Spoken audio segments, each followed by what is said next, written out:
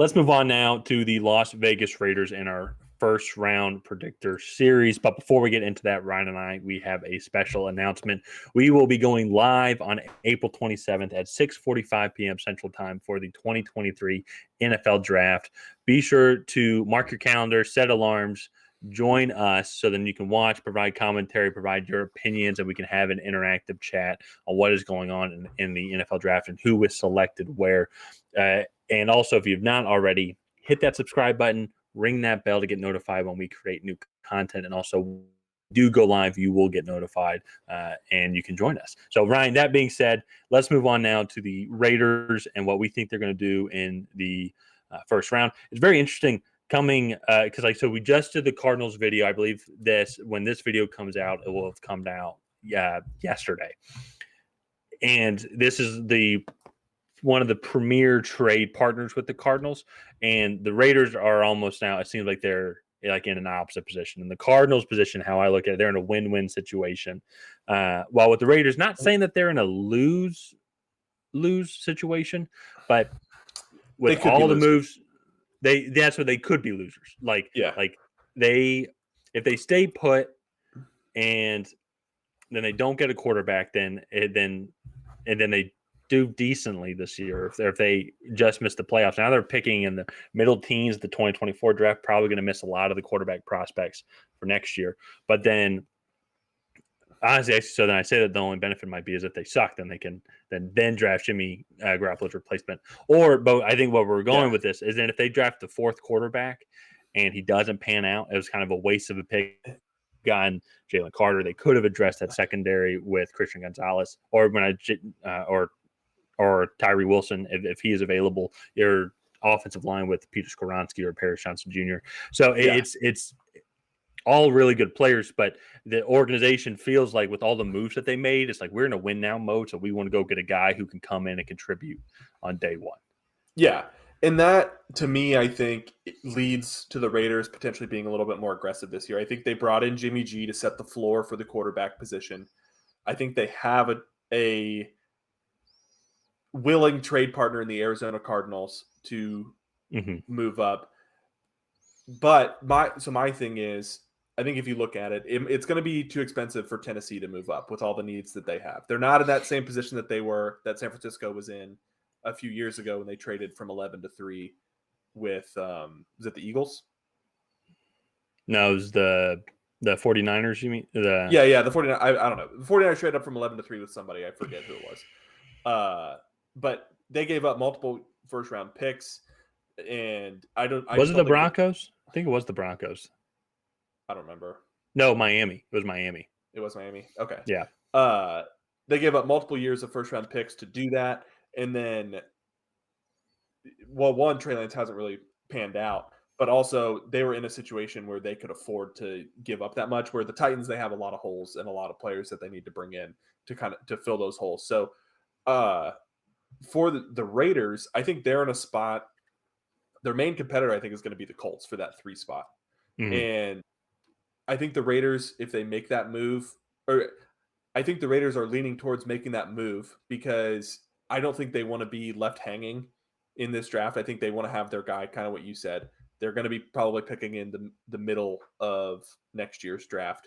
And I think they could get up there without really having to mortgage too much of their future picks. Maybe next year's second, this year's second, and then the first, like their first this year. So. Yeah. Oh, okay. I see what you're saying. Swap picks now, and then day 2 picks. See, like that's why I think that would be fair at this point. I would need to look at the points and then also try to see what other people are up there or who would be vying for that spot. Because I agree, it doesn't seem like it is that much of as much competition. If they were wanting to just go for up, they would just be jumping the Colts. So what would it take to maybe jump the Colts plus maybe an extra pick or something like that? And then now though, then that's the interesting thing. I think going and drafting the quarterback after you sign Jimmy Garoppolo, you let go of Derek Carr, and then you go and draft your quarterback for the future. It's then you go and draft up, you trade up, and it's similar to kind of what the Panthers are in. It's like you, at least if like they stay put, then a guy fell to them. They're like, well, this is the guy that was left. If he doesn't pan out, but if you trade up, this is the guy. This is the guy that we want to go get.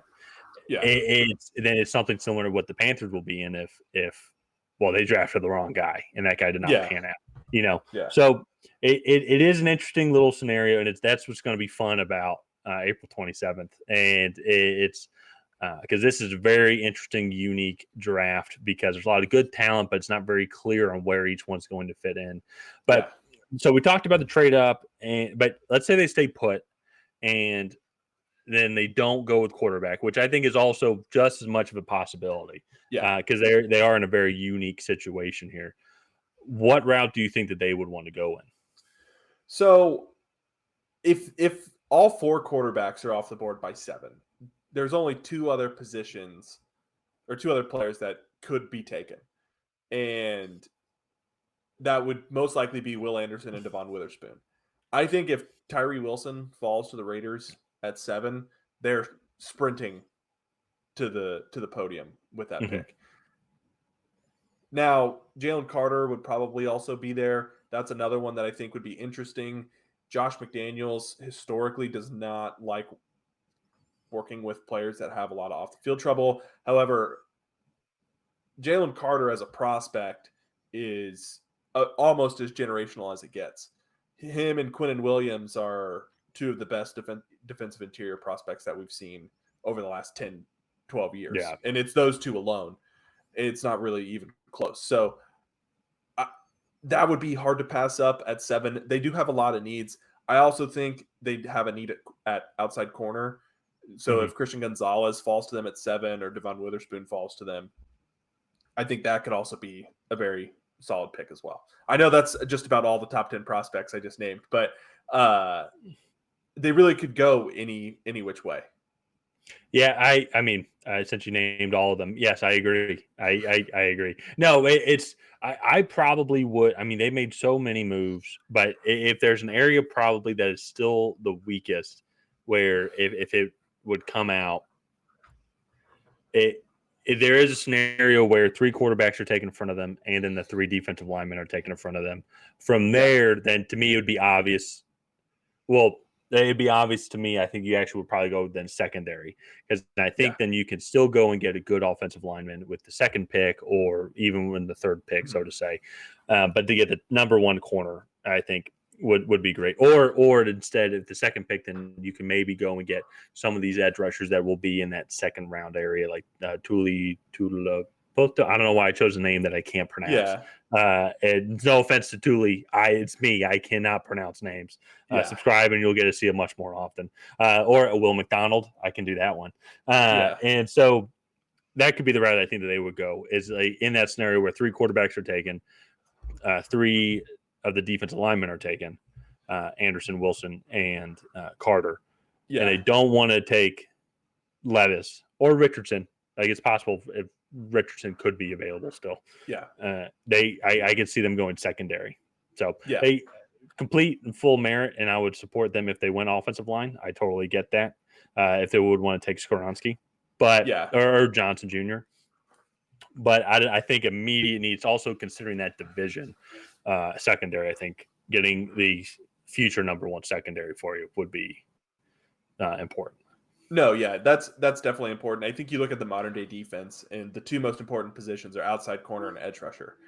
And I think if they have a chance to address either of those positions with top tier talent in this year's class, I think that's a win. Where I see them losing is all 4 quarterbacks are taken off the board. Devon Witherspoon gets drafted by the Lions at 6, and then they're not high on Christian Gonzalez. Sorry. 3 quarterbacks taken off the board. Both Tyree Wilson and Will Anderson are taken off the board, and then the Lions draft Devon Witherspoon, and then they're not high on Christian Gonzalez or Jalen Carter. Then they're kind of SOL, and then they're forced to take the offensive lineman or kind of the floor pick or trade back. For somebody who is higher on one of those guys. So I don't think going offensive lineman would be a horrible pick. No, it, I just I guess it's just one of those. It's just on how they would evaluate their yeah, particular needs, because they yeah. do have a need at offensive line, and I think it's No. one of the Well, reasons they're why we keep saying it's Skoronski. It's the overall talent, but they also need guard help as well, yeah, and just overall depth and talent as well. yeah, Even though I know they were one of the better offensive lines last year because of Josh Jacobs' performance, they still need to improve, and so I wouldn't be totally SOL, but it wouldn't be the ideal situation. Ideally, it's like what you said, uh, Tyree Wilson falls, or Will Anderson yeah, falls, or something like that. yeah. And so I think everything in this draft and what they've done in this offseason, if you haven't watched their offseason recap for the Raiders, go check it out because they have made a ton of moves. But I think everything that they've done points to them wanting to try to trade up Mm-hmm. and draft their quarterback of the future. The Jimmy G contract, he's really only guaranteed for a year, and then he only has like $6 million guaranteed after this year. So I think that's a very easy contract that they can get out of.